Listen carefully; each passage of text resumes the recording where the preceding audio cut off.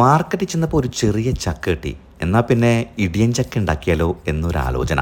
ചെറിയ ചെറിയ ചെറിയ പീസായിട്ട് അങ്ങോട്ട് മുറിച്ചെടുക്കുന്നു. കഴുകി വൃത്തിയാക്കി എടുത്തതിന് ശേഷം കുക്കറിലേക്ക് ഇടുന്നു. ലേശം വെള്ളം ഒഴിക്കുന്നു. മഞ്ഞൾപ്പൊടിയും ആവശ്യത്തിന് ഉപ്പും ചേർത്തിട്ട് 3 വിസിൽ അങ്ങോട്ട് കേട്ട് വേവിച്ചെടുക്കുന്നു.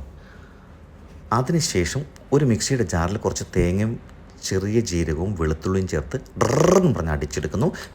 കുക്കർ തുറക്കുന്നു. നോക്കുമ്പോൾ നന്നായിട്ട് വെന്തിരിക്കുന്നു. ഇനി ഒരു കോല് വെച്ച് കച്ച കച്ച കച്ച കച്ചാന്ന് പറഞ്ഞ് കുത്തി ഉടച്ചത് ഇതുപോലെ ആക്കുക.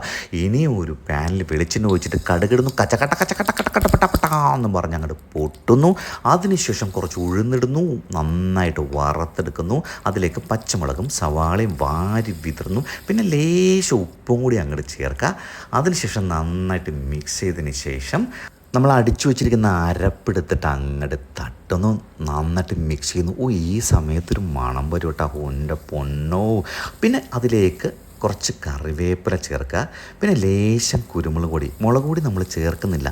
നന്നായിട്ട് ഫ്രൈ ചെയ്തെടുത്തതിന് ശേഷം നമ്മുടെ ഇടിയൻ ചക്ക എടുത്തിട്ട് അങ്ങോട്ട് തട്ടുക. എന്നിട്ട് ലോ ഫ്ലെയിമിൽ വെച്ച് 5 മിനിറ്റ് ഇതുപോലെ മിക്സ് ചെയ്തെടുക്കുക. ഇത് മീൻ കറിയും കൂട്ടി കഴിക്കാനുണ്ടല്ലോ, എൻ്റെ പൊന്നോ.